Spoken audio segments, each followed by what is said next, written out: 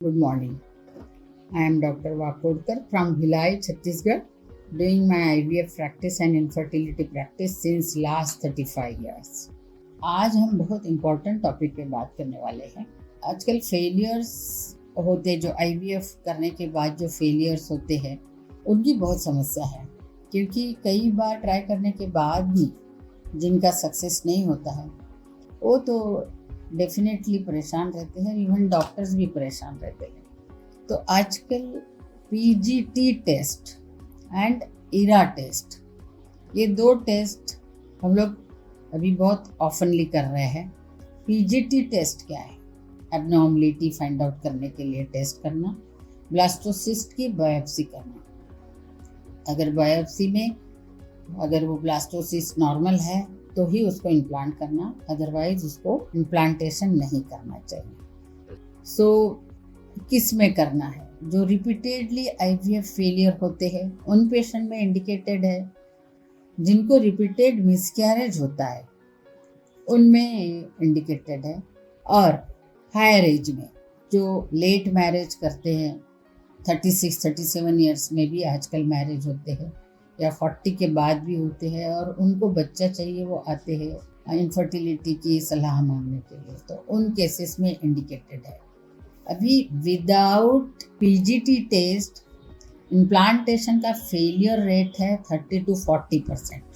And implantation के पहले जिनका एबनॉर्मलिटी फाइंड आउट होता है और उसको हम लोग एम्ब्रियो ट्रांसफ़र करते हैं तो उनका सक्सेस रेट ज़्यादा है।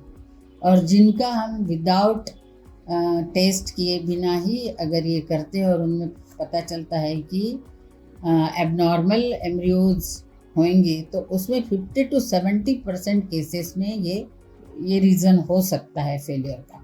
इसलिए ये बहुत इम्पॉर्टेंट है आजकल, जिनका रिपीटेडली फेलियर है उनमें ये टेस्ट करना है।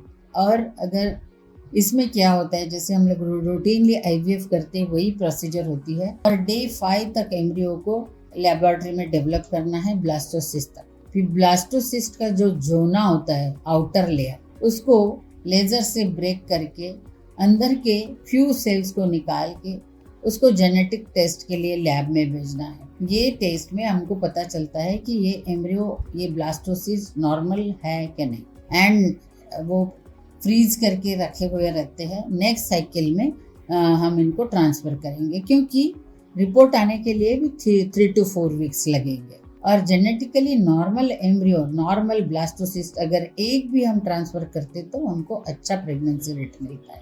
वैसे ही मिसकैरेज का rate in aged patient more than 35 is too much, बहुत ज़्यादा है।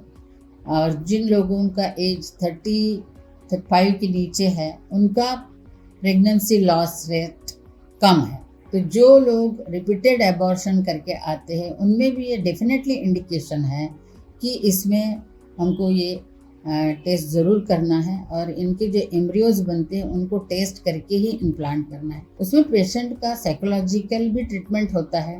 एंड ये तो जाहिर है, नेचर का प्रोसेस है कि सारे के सारे एम्ब्रियो नॉर्मल नहीं रहते, उसमें से कुछ एम्ब्रियो एबनॉर्मल होते हैं, और जो नॉर्मल एम्ब्रियो होते हैं उन्हीं को हम लोग इम्प्लांट करना चाहिए। ये PGT टेस्ट के बारे में होता है। ये महंगा है, बट बार बार फेलियर का दर्द झेलने से ये मुझे लगता है ठीक है, पेशेंट अफोर्ड कर सकते हैं, क्योंकि बार बार फेल होता है तो उनका emotionally they are very much down. उसको टालने के लिए आप एक बार ये टेस्ट करना ज़रूरी है।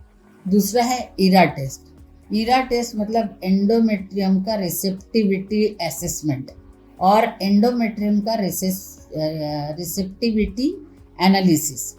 इसको क्या है, इसको देखो, हमारे पूरे 30 डेज एंडोमेट्रियम रिसेप्टिव नहीं रहता। रफली हम जब कैलकुलेट करते हैं और ओव्यूलेशन के 2 दिन के बाद से लेके 6 डे तक ये फर्टाइल विंडो होता है। यही दिनों में एंडोमेट्रियम सबसे अच्छा रिसेप्टिव होता है, क्योंकि कोई भी काम करने के पहले best time and best day कौन सा है ये हम हमेशा फाइंड आउट करते हैं।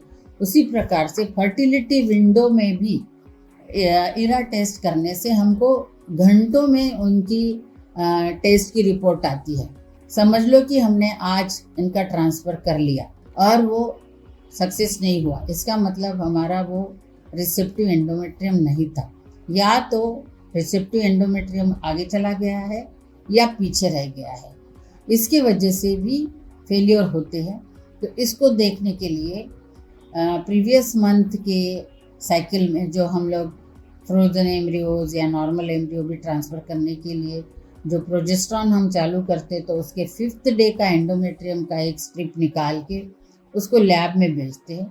उन लोग हमको रिपोर्ट देते हैं कि on that day the endometrium is receptive और not, it is pre receptive और इट इज़ पोस्ट रिसेप्टिव।